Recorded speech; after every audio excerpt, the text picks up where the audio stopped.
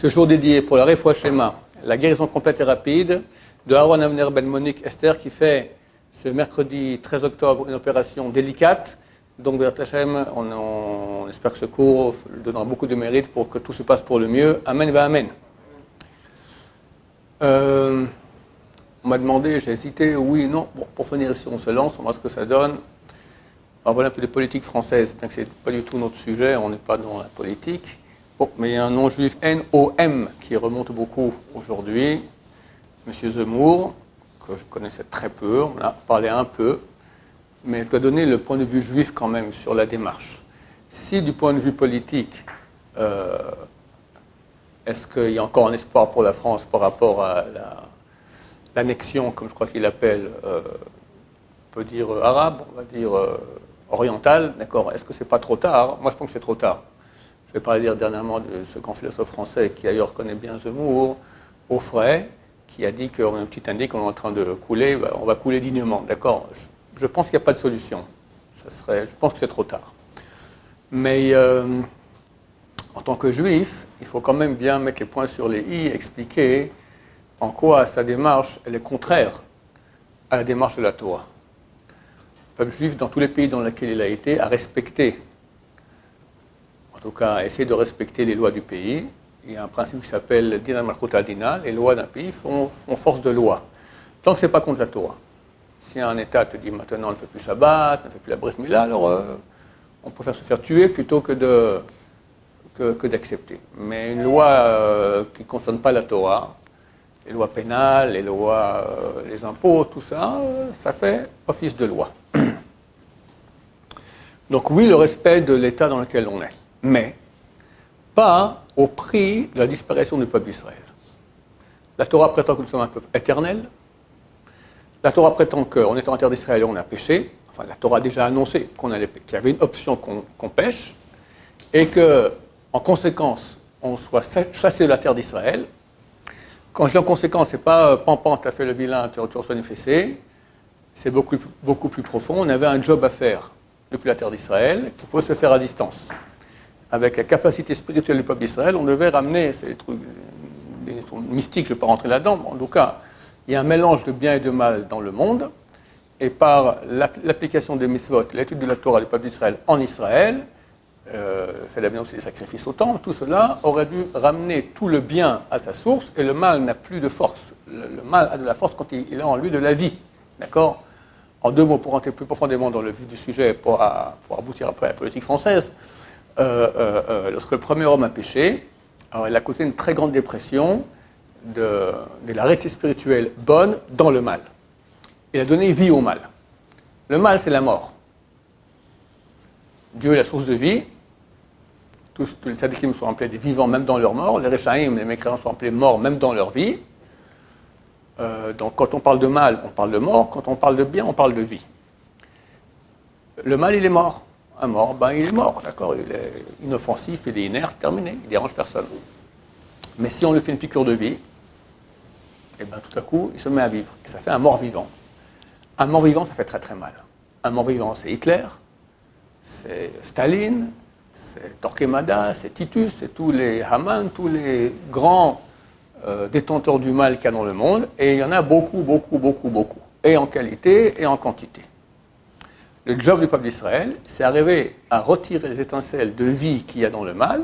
Ainsi, le mal perd toute son énergie, il devient mort, il revient à son état initial de mort, et comme ça, le monde va bien jusqu'à qu'on reprenne la dernière étincelle de vie du mal, et là, il n'y a plus que le bien, un grand dévoilement du bien, et tout le mal est éradiqué pour toujours. C'est l'époque messianique qu'on attend pour très bientôt. Le peuple d'Israël devait faire ce job de ramener les étincelles de vie, qu'on appelle cela, depuis la terre d'Israël. Mais ils sont mal comportés, et leur capacité à aspirer de loin les étincelles de vie qu'il y a un peu dans le monde entier a été bouchée. L'aspirateur a été bouché. Donc il y a une nécessité d'aller sur place. Pour cela que, les Juifs ont été éparpillés presque dans le monde entier, parce que là, partout il y a des étincelles de sainteté à ramener. 2, ils sont jamais, très rarement, une communauté restée au même endroit. Même si elle est restée, ils partaient, d'autres venaient à la place, il y a eu beaucoup de mouvements. Je parle des communautés qui sont issues du deuxième exil, des du deuxième temps. En premier temps, ils sont restés sur place depuis la destruction, jusqu'au retour maintenant en terre d'Israël. Donc, le peuple d'Israël, il y avait dans Deutéronome 28, c'est écrit ici, vous comportez mal, c'est ce qui se passera. Vous serez chassés de la terre, vous n'aurez pas de repos pour le plan de votre pied, vous serez sans cesse en train de vadrouiller d'un pays à l'autre, justement pour aller ramener ces étincelles, et vous souffrirez aussi énormément parce que, à défaut de qualité spirituelle, il y a plusieurs moyens de ramener les étincelles de vie. Ou bien par une qualité spirituelle, étude de Torah, piété, prière, accomplissement des mitzvot.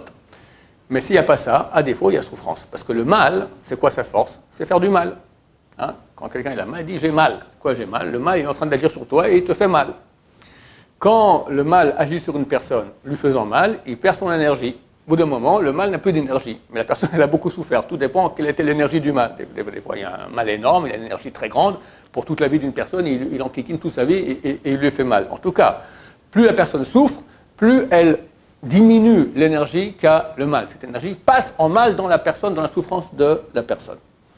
Donc, par ces moyens, qui sont l'étude de Torah, qui sont l'accomplissement des mitzvot, ou à défaut, et les deux peut-être en même temps, la souffrance, le peuple d'Israël fait cette grande réparation. À la fin, le peuple d'Israël revient en terre d'Israël. Nous sommes en train de vivre cet événement-là.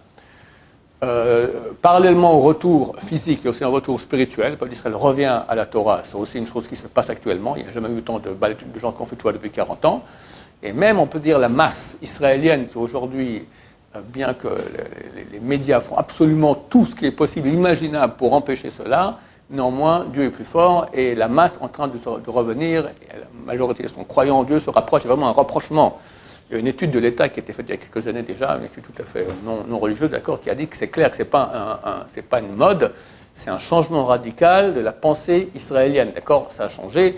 Aujourd'hui, un des moyens que Hachem a utilisé, que Dieu a utilisé pour ramener beaucoup de bons juifs, c'est quoi? Un juif non religieux, les politiciens israéliens, pour lui, c'est synonyme de niet, rien du tout. D'accord, les rabbins, c'est pas mieux, c'est des gros barbus. Mais qui sont des gens bien? Les chanteurs. Ah, ça, c'est des idoles, d'accord? Alors, c'est extraordinaire comment Hachem a fait que, d'abord, il y a des grands chanteurs religieux qui sont aimés par le public non religieux, et en plus, ils chantent ensemble. Et voici que les meilleurs chanteurs israéliens, complètement rasés, crâne rasé, boudin, rien du tout, chantent.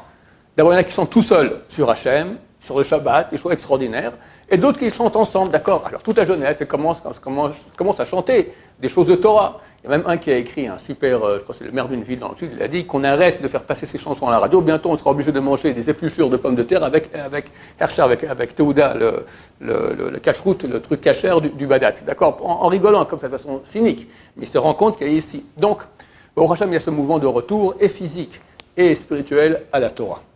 Donc, tout ça pour dire que le peuple d'Israël, il y a une promesse que le peuple c'est un peuple éternel. Maintenant, qui est éternel? Pas tout le monde. Et là, c'est là où le bas blesse, c'est là quel est le gros problème. On a un hyper ennemi de la Torah ici en Israël, il s'appelle Lieberman, d'accord? Aujourd'hui, le ministre des Finances, d'accord? C'est un Torquemada, un Titus, un je ne sais pas quoi, il fait des décrets contre la Torah, vraiment, c'est phénoménal. Mais il y a quelques années, il était ministre des Affaires étrangères, je pense. Il est parti en Amérique. Il est revenu, il a dit, on a un ennemi pire que l'Iran. Lequel? L'assimilation. J'ai apprécié. Il ne fait rien pour que l'assimilation s'arrête. Au contraire. Mais il a reconnu cette chose-là. Que le peuple d'Israël, si on a perdu 6 millions de juifs dans des conditions effroyables durant la Shoah, c'est vrai, mais on a perdu beaucoup plus. Pas dans des conditions effroyables, dans des conditions très amoureuses, très sensuelles, très sympathiques, d'accord, avec la non-juive, d'accord, elle est blonde, elle a les yeux bleus, et Rachel et Sarah à côté, elles ne font pas le poids, hélas, et c'est dur pour moi de donner des chiffres, mais c'est dans les centaines de millions. Les historiens disent qu'il y a 2000 ans, le peuple juif représentait 8% de la population mondiale. 8% de combien d'habitants aujourd'hui la population sur la planète Terre? 9 milliards. Bientôt. On va dire alors, allez, fais-moi 8% de 8 milliards. Combien ça fait? 10% ça fait. 10% ça nous fait 800 millions, un peu moins. Allez, disons 700 millions. D'accord? On aurait dû être 700 millions de juifs. C'est presque la Chine. C'est presque la Chine. On est 2 fois plus que l'Amérique. Combien on est? Allez. Si on est gentil, on va dire 15 millions. Mais j'y crois même pas. d'accord? Depuis que je suis né, qu'on dit qu'on est 15 millions. C'est quand même bizarre qu'on soit que 15 millions, parce que les parents, d'habitude, ils font plus que deux enfants. Ça devrait aller en augmentant. On va toujours à 15 millions. Pourquoi? Il y a une somme phénoménale de juifs qui, hélas, s'assimilent. C'est phénoménal. C'est ça le compte ennemi. Comment fait-on pour ne pas s'assimiler? Il n'existe aucun moyen, à part un. Mais aucun moyen. Le seul moyen de ne pas s'assimiler, c'est donner un contenu religieux, je dirais orthodoxe, en tout cas vrai, authentique, sans concession. Très souvent, qu'est-ce qui se passe? Comme ce monsieur Zemmour, d'accord? Je ne connais pas. Mais j'imagine que son arrière-grand-père était un bon religieux, super pratiquant, avec une grande barbe blanche. Son grand-père, un peu moins, mais on a encore mes traditions. Le soir de Pessah, on ne mange pas de porc, on mange kécher à la maison, à l'extérieur un peu moins, d'accord? Les tefs de temps en temps, qui on va au moins à la synagogue, au moins pour écouter la Neila, d'accord? Tcha B'Av, on ne connaît pas, d'accord? Beaucoup de choses Shabbat, oui, on fait peut-être un repas familial, le kidouche avec la télévision, puis après on va en boîte, etc. D'accord? Mais il y a une sorte, on fait des concessions entre la vie goy qu'on aimerait bien vivre et le patrimoine juif qu'on aime bien aussi. On est entre les deux. Mais ça marche pour toi. Ça ne marche pas pour tes enfants. Tu vas redonner aussi un peu. Alors ils vont garder, mais déjà moins.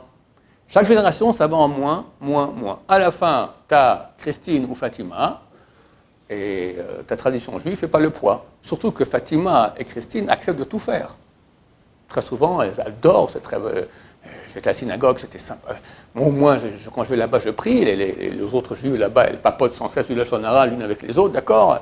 Et puis, elle fait la daf très très bien, Fatima, etc. Donc, ou Christine, d'accord? Donc, qu'est-ce que le père peut dire à son fils? Et ça, hein, chers amis, ce n'est pas une fiction, c'est une réalité quotidienne. On a les chiffres, une étude qui a été faite en Amérique. Ils ont pris 5 types de communautés juives, les orthodoxes, les conservatifs, les libéraux, je ne me souviens plus exactement les 5. C'est phénoménal. Tu vois très bien, ils ont pris sur 100 couples, ils prennent une étude combien il y aura après 4 générations.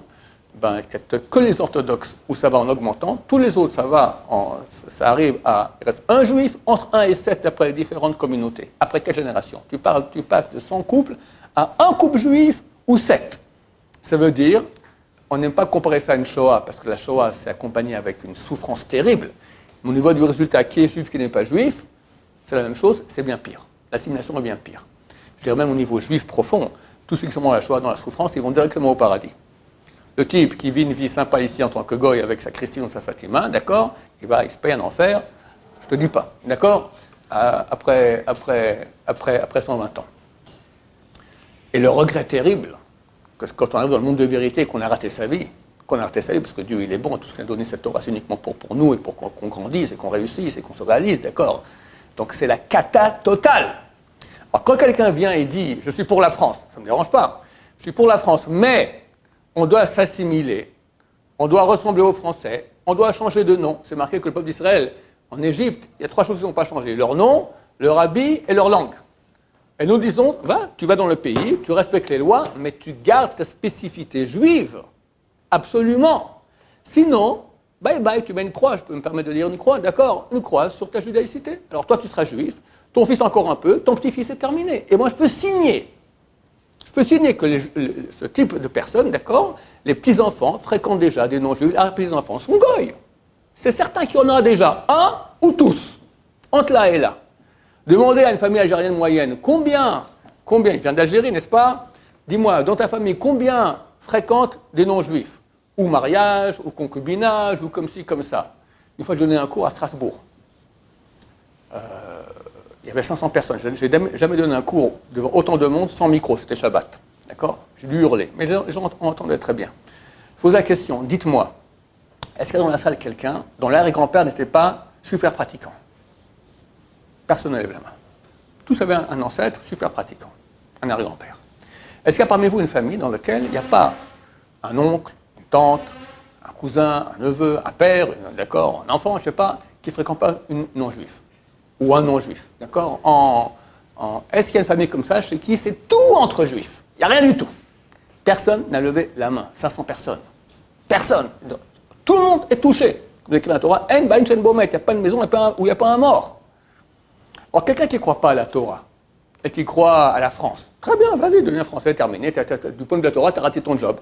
Mais quelqu'un qui dit d'un côté, moi je suis juif, et je garde des traditions, je dis, halte mon cher ami, ça veut dire quoi que tu gardes des traditions? C'est des traditions, c'est un mensonge.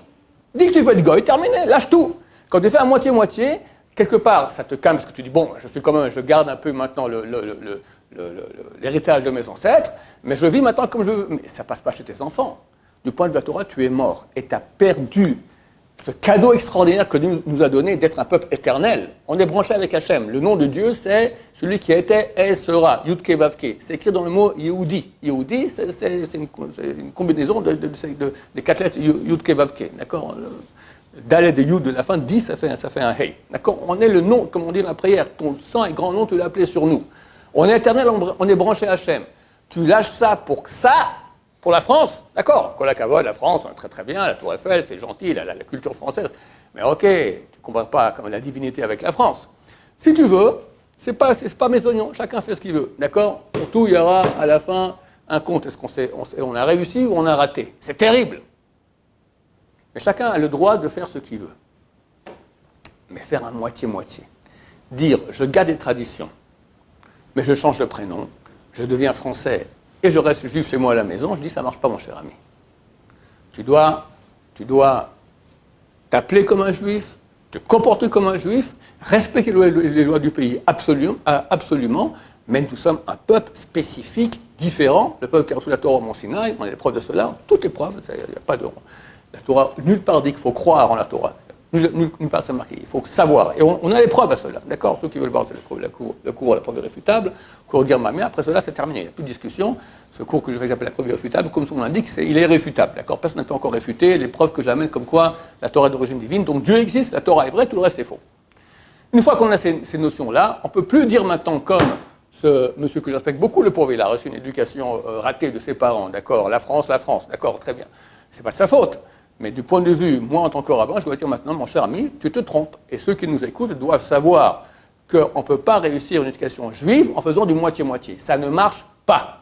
Décide, tu es là ou là. D'accord? La Torah, elle exige des choses. Pourquoi ça tu prends pas. En vertu de quoi? Ça tu prends pas. Beaucoup de gens font Kippour et font pas Shabbat. D'après la Torah, c'est bien pire. C'est beaucoup plus grave le Shabbat que Yom Kippour. On dit, ça veut dire, il ne faut pas leur dire, parce que sinon on va dire, c'est comme ça, alors, je ne fais même plus Kippour maintenant, d'accord? On n'a pas de leur dire comme ça. Mais bon, en tout cas en France, j'ai l'impression que Kippour est quand même plus respecté que le Shabbat, ce ne sera pas bientôt le contraire. C'est-à-dire que d'après la Torah, c'est le contraire. Tu fais Kippour, donc tu dois faire beaucoup plus Shabbat, c'est beaucoup plus important. Oui, il y avait une question. Oui, mais du coup, s'il faut bien être, faut être fier d'être juif, il faut montrer qu'on est juif. Oui. En France, c'est pas dangereux de se battre d'équipe, il faut vraiment la tirer avec du juif. Il ne faut pas se mettre en danger. Je ne parle pas maintenant de ta question spécifique, est-ce qu'il faut aller en France habillé en tant qu'orthodoxe? Moi, d'habitude, les non-juifs respectent plus un orthodoxe qui s'habille en tant qu'orthodoxe qu'un juif, qu'on sait qu'il est juif, et là un non-juif, mais il la joue comme si ils n'aiment pas ça. D'accord? Ils aiment les gens droits. Donc, mais je ne dis pas ce qu'il faut faire dans le cas de danger. Le peuple d'Israël a toujours été en danger à l'étranger, et même en Israël. Un peuple, ça fait 3300 ans qu'on existe, ça fait 3300 ans qu'on est poursuivi. Ce n'est pas ça qui va changer. Oui, une chose peut nous toucher lorsqu'on va changer au niveau de notre pratique religieuse. Et ça, c'est très grave. Parce que lorsque les enfants voient que papa, il fait ce qu'il a envie, ce qu'il arrange, alors lui aussi, il fera ce qu'il a envie. Donc moins. Et le petit-fils, il va avoir Christine, j'ai envie de Christine. Et quand son père dira, mais mon fils, mais quoi papa, c'est pas un singe, d'accord? Ce que tu fais, je le fais avec elle aussi, il n'y a aucun problème. On fera le Shabbat, de temps en temps, je ferai le Kiddush avec elle, on fera Kippour, on fera la Brit Milam de l'enfant Goy de Christine. Tout cela, ce sont des choses que je vous dis qui sont, hélas, quotidiennes. Ça ne tient pas la route. Au bout de quelques générations, et c'est très rapide, c'est 2-3 générations terminées, la descendance, elle est Goy. Il faut bien comprendre cela. Voilà, j'espère que mon message passera pour ceux qui veulent bien l'entendre et qui feront attention de ne pas faire un moitié-moitié. En aucun cas. Baruch Adonai, l'olam, amen, amen.